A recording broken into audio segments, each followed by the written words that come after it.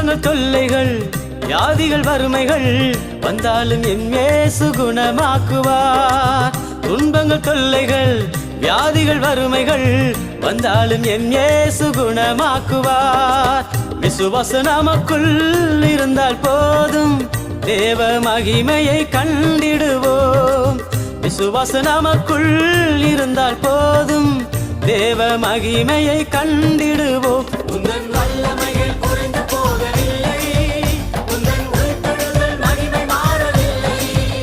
உந்தன் வல்லமைகள் குறைந்து போகவில்லை, உந்தன் உயிர்த்தெழுதல் மகிமை மாறவில்லை. ஏசப்பா உங்க நாமத்தில் இன்றும் அற்புதங்கள் நடக்குது.